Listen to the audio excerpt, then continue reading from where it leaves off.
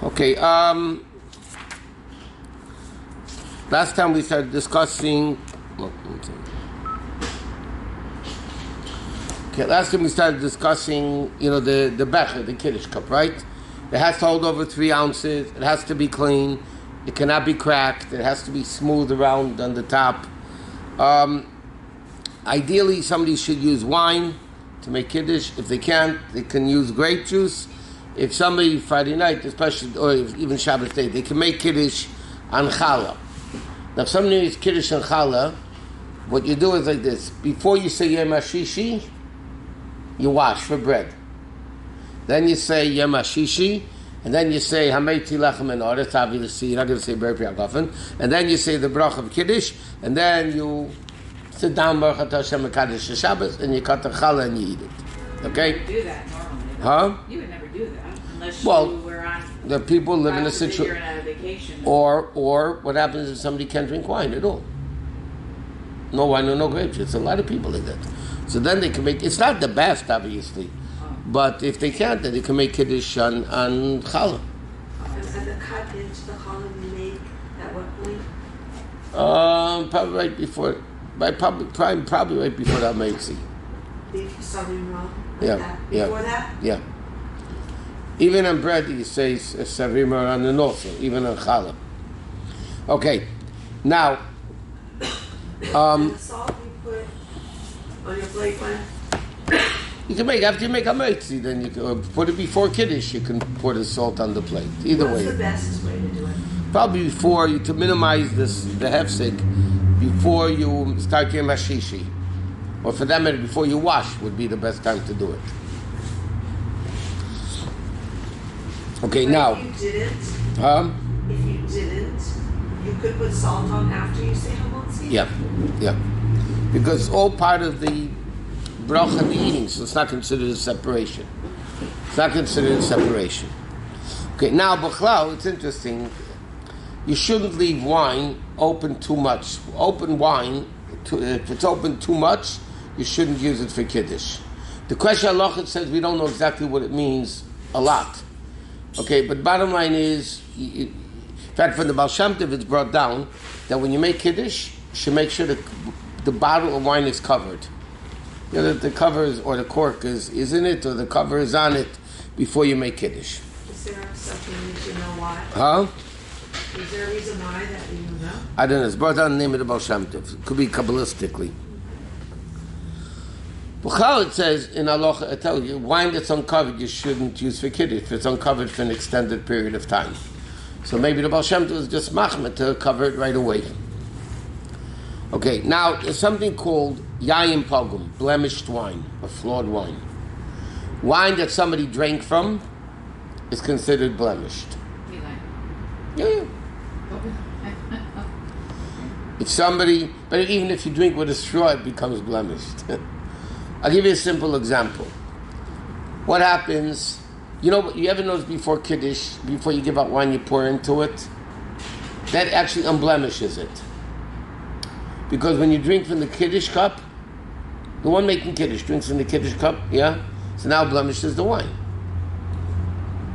And you want people to have it, so the minute you pour into it, or even a little, and it unblemishes the wine.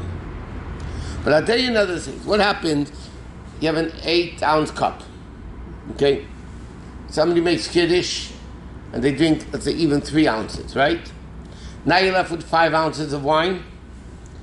Can you pour that 5 ounces of wine into a 3-ounce cup and have somebody make Kiddush on it? You can't, because that wine is blemished. Somebody already drank from it. Blemished wine, you cannot make Kiddush over. You could drink and make Ber Priyagofen. That's not an issue. But to make Kiddush, you don't make, or Havdalah, you don't make Kiddush or Havdalah on blemished wine. So how do you unblemish it? By adding even a drop of wine to it, it unblemishes it. So that's why on Shabbos, after you make Kiddush, people always add to it. I thought it was because you had so many people. But even that. Now, some people for their own wife don't add because they say it's the same person, so it doesn't matter. But even then, a lot of people would add wine. Some people pour off. Okay, one second. We learned already. When you make Kiddush, Oh, we didn't learn yet. When you make Kiddush, right? Now, most people drink, and then they hand it out to everybody. Some people pour off first a little bit before they drink, and then they drink. Why do they do it that way? Because then the wine they're pouring off is not blemished, because they didn't drink from it yet. I thought it was because they didn't want to spread their germs. People don't like germs. That's one reason, but I'm saying halachically, the reason is because you don't want to give out blemished wine. Now, another way of unblemishing the wine is pour wine into it, and then you unblemish it. But you're still passing it around, and you're not unblemishing it every time you. No, well, You take a sip. if you have a Kiddush cup, right? You drank from it, so the leftover wine is blemished. Right.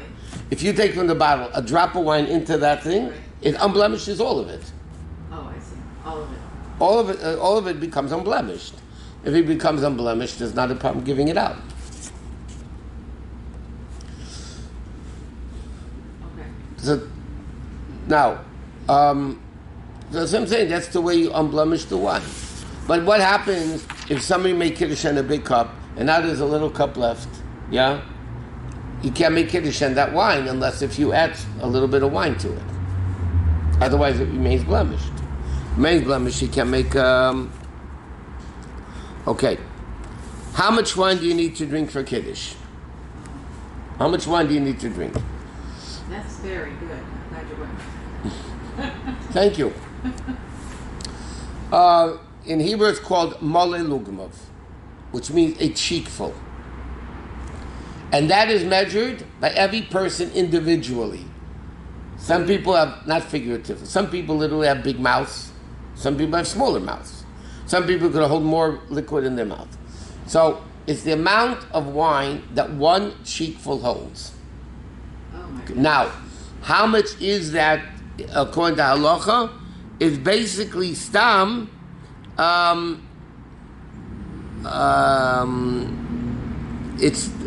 It's more than half of a revius. Which is how many ounces? You just go by ounces or 1.5. Right. uh, 1.5. So all these people that go, like they go get wine from their husband, their husbands give Right. it back to the women. They give you like a minuscule. So that's really we're not even yahtzee to that, right? No, as long as the guy that made Kiddush drinks it, or somebody else drinks it. Okay. No, not everybody has to drink that amount. Okay. When somebody makes Kiddush, halachically, the only one that has to drink the wine is the one that made the Kiddush. If he can't drink it, somebody else could drink it for him. Okay? But everybody else is just preferable to drink the wine. Well, you have to hear it. Yeah, you have to hear Kiddush, and you're not allowed to talk until the person finishes drinking the wine. Right? Now, it's a cheekful. It's more than half of the via. So it's, let's say it's approximately over an ounce and a half. Is it just as good to take 2 crackers as it would be to get a little bit of that holy Kiddush wine that somebody did Kiddush over? I mean, is it important to take a little... Of what? Like people come to the women's side, give us a little bit of the Wine. No. So is it preferable to have that, or to take 2 crackers? Like sometimes I'll just take 2 crackers. No. Well, you're mixing up about three dinim together. It's preferable that everybody drinks in the Kiddush cup. That's all I want to know. You don't, halachically, even if you don't, you are Yetzi Kiddush 100%. Okay? It's preferable. Like I make Kiddush, like by Havdalah, nobody drinks. Correct? Nobody drinks wine from Havdalah. Not the person. Okay. And whatever the reasons are for that.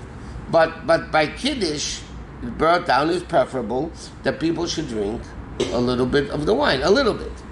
There's nothing to do with the cake and the cookies and the crackers. That's a completely separate dinner. Oh. Okay? I thought it was That is just All to right. taste from the wine that was made Kiddush on. Okay? But if nobody drank, as long as the guy that made Kiddush drank it, it's good enough. Okay? If there is no guy, I can't say Kiddush for myself. Right? 100%. You have to, by the way. Not that you could, you have to. What did you ask? If she lives alone, let's say, if she's by her husband's away, Oh, so then, you have to do Kiddush. Yeah. right. But that's how much wine needs it needs to be drunk by the person. Okay. Okay. It says. Okay. Now, by the way, we don't enjoy this din in Pesach. When you drink the wine, you got to drink it one shot. You know the amount that you have to drink. If you have to stop, but it really should be one sip, if possible, to drink as much wine as you need to So drink. it's less than, when you do Kiddush, it's less than Havdalah, right? Because Havdalah you're supposed to drink in over half of the cup. Yeah, that's because you want to make an after bracha. But make Kiddush, you know, making after bracha anyway. Right. Now, last time we also discussed that our custom is when the person makes Kiddush and people drink from the wine, they don't make a bracha on the wine. Right? If somebody makes Kiddush, you drink wine, as long as you didn't talk between the person's bracha and your drinking, so you don't make a new bracha. You just listen to the person who made Kiddush, they made the bracha, and you don't have to make another bracha. Okay, ideally the one that made Kiddush should drink the wine, otherwise somebody else could drink the wine. I have one question. Yeah. How about if you think he doesn't have intention to keep in mind everybody that is around him? You believe that he doesn't have the kavanah of intention of. But normally they do. Normally they do, but sometimes you think that. You know, I'll tell you where this din applies in a very practical sense. They're blowing shofar in the shul, Rosh Hashanah. So the one that blows shofar has to have in mind that he wants to fulfill everybody's obligation, right? What happens if a guy's walking outside the shul, the window's open, and he hears the shofar? So the din is, he's fulfilled his obligation. Oh. Why? Even though he wasn't even in the building, so the guy didn't even see him. The guy that blows shofar or reads the Megillah or anything like that, when they do it, they have everybody in mind. Now, obviously, if there's two people at the table, say a husband and wife are making Kiddush Friday night, and he's only thinking of the two of them, and somebody happens to be in another room and hears Kiddush, so that might be questionable. So the best thing is whenever you do something like that, you have in mind, whoever wants to hear it is going to be fulfilled. Some people usually at the beginning of the start say, you have me in mind. But obviously, they have everybody in mind. Okay, so I'm saying. I'll give you another example. You have guests at your table. Some make their own Kiddush, some don't make their own Kiddush. Okay? So now, let's say you have 4 men guests at the table, yeah? So you're making Kiddush, and you think everybody's going to make their own Kiddush. You think everybody's going to make their own. Then after Kiddush, one of the guys says, no, I'm not making my own Kiddush, give me from your Kiddush. But Still okay. it's still okay, because you had in mind, whoever wants to hear. You thought he was going to make his own Kiddush. You're thinking whoever wants to make Kiddush. So he didn't listen to the bracha, he's allowed to take the No, he has to hear the bracha. He has to hear Yeah. the bracha. Right. Okay, next. That's a funny thing. Okay, after Kiddush, again, we give everybody to drink, but, you know, like I said, either drink yourself and then add wine to it and give it out to everybody, or pour out a little bit for everybody and then you can, okay. Next din, you're talking about the crackers, and this is a very important din that a lot of people, to judge them favorably, are unaware of this. Kiddush has to be where you eat the meal. Kiddush, the Gemara says, "Ein Kiddush ela b'makom seuda." Number 1, and the food must be eaten right after Kiddush. You have to eat, to be ate the Kiddush, you have to do it right after. If one of these 2 things are missing, meaning you're not making Kiddush where the meal is, or the meal is going to take much longer, you're not starting right away, you're not doing Kiddush, you have to make Kiddush again. That could happen. That can happen. But the question is, what is called not right away? That's another question. Halachos is unclear. What is the definition of right away? How many minutes? That's the question. Okay? Minor delay is not a problem. If it was unforeseen delay, it was something that came up, but when you make Kiddush, your intention was you're going to be eating, right, making a motzi or a cake right away, so then it's not a problem. If you make Kiddush and you're thinking, okay, I'm going to eat an hour later, it doesn't mean it's going to make Kiddush. Then you're not making the Kiddush. Then you have to make Kiddush again. An hour? An hour is too much, yeah. 45 minutes? 44? Well, you say that. Okay, but let me explain this din, because it's a very practical din, especially in Shul. Normally in the house, Friday night you make Kiddush and you go wash for Hamotzi, Right. That's normal. But the Shabbos, you come to Shul, there's a Kiddush, and you're not eating, you're going home to eat. Right. You're just going to have a little cake and cholent, whatever, and then you go home and, if you eat again, you eat again. So what is the definition of Kiddush Makom Sudas? It's one of two things.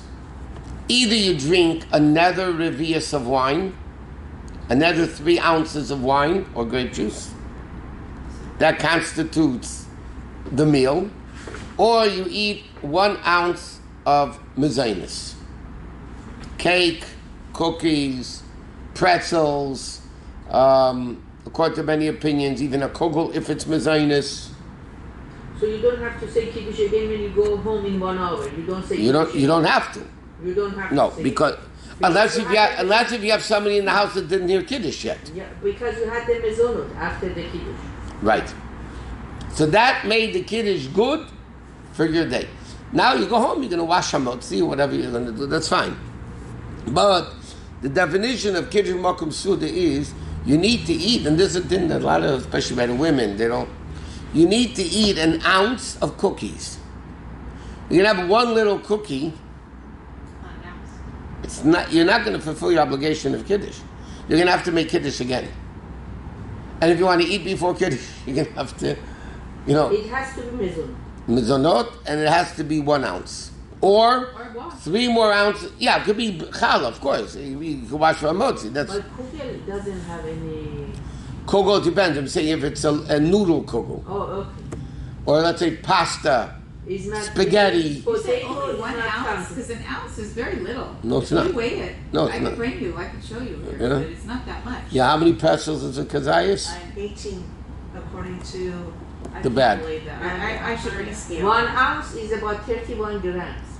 Yeah, but we're talking how much is, let's say, those little pretzels, How many pretzels? About 10 pretzel is 1 ounce. A It's- small one. She found from hers was 60. It also depends, you can have sponge cake. Oh, It's very light. It's very light. It goes by weight. The cheesecake. A Danish is thicker. So you need, in size, less of a Danish to eat than Oh, right. Cheesecake is a slice of rye bread is approximately 1 ounce. Just to give you an example. A slice of rye bread, a normal slice of rye bread is 1 ounce. Yeah, makes sense. That's not so little. A lot of times people take 1 cookie, 1 little, then they're not yet to Kiddush. Rabbi, can I ask It you- depends on what kind of cookie again. You get the black and white cookies, they're 1 ounce. I'm almost positive. I Not think- necessarily. Can you explain a little bit why we say Kiddush on grape? What's the special thing on grape? The most important... Not thing. grape, wine. I mean wine. I mean from grape. Wine and oil. Wine you can make from also pomegranate. But No, we're talking about wine halachically is from grapes. only grapes. I know. That's why it has a special bracha. What's the reason Hashem said only grape? Hashem made the only 2 juices that come from fruits that are better than the fruit itself is wine and olive oil. Except olive oil you can't eat. So therefore, practically speaking, if somebody, you drink orange juice. What bracha do you make on orange juice? Shahakol. And an orange you make ha'etz. On orange juice, why don't you make ha'etz on orange juice? Because the liquid is not as important as the fruit. It just goes down a level. Oh. Wine goes up a level. Therefore, wine has a special bracha, Baruch Piyagafen. Because wine, Hashem made it that way. The wine is special. And therefore, Hashem says, the part of David HaMelech says, Yayin Yesamach Levavenosh, wine makes a person happy. All these things is because of the importance of wine. The importance of wine, Hashem says you have to make Kiddush over it. You can't make Kiddush over olive oil. Technically, it's interesting. It says in Halacha you don't because it's unhealthy to drink olive oil. You can't just drink olive oil. But if somebody would drink olive oil, they would make a very pH on the olive oil. So indeed, if we have a choice of eating a grape or make the juice out of grape, we better drink the grape juice. You can get both. No. The grape juice is better than the grape. That's the only reason? Yeah. And same with olive oil, you said, It's right? not.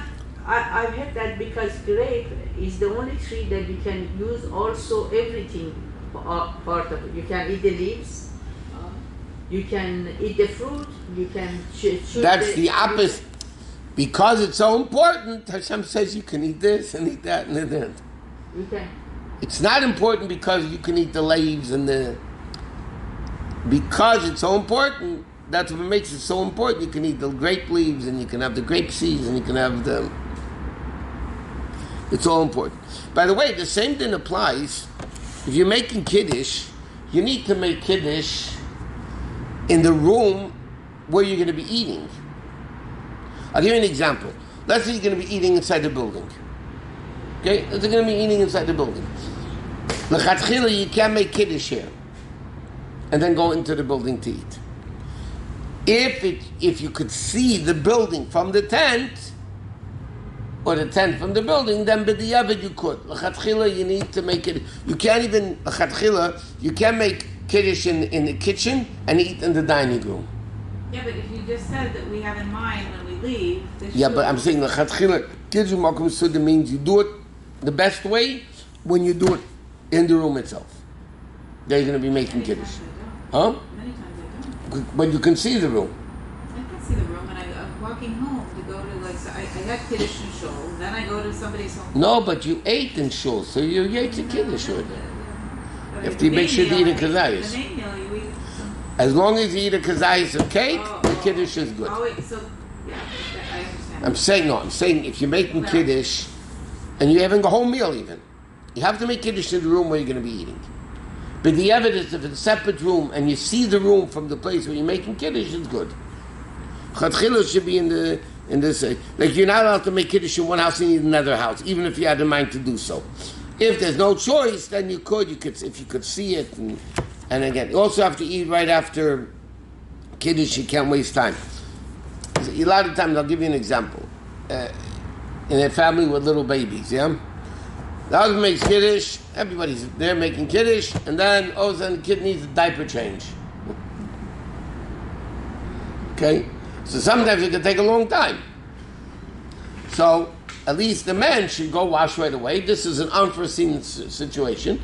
So for the woman, it's not a problem. You know, it's a very interesting question. We'll finish with this and we'll go to Tanya. You know, by the Pesach Seder, you make Kiddush, and you don't need anything except to drop a karpas, which wouldn't go anyway. And then 2 hours later, you go wash for hamotzi. So how do you have Kiddush Mokum Suda? It's not in the place of the meal. I mean, it is, but it's taking too long. From the time you make Kiddush until you wash for hamotzi, it's a very long time. So Halachos says, because everything you're doing there is part of the meal. Saying the Haggadah, eating the karpas, breaking the matzah. Whatever you're doing, that's all, it connects everything together. Part of the... But just sitting playing cards is not going to be good. So then it connects everything together. Okay, let's go to Tanya.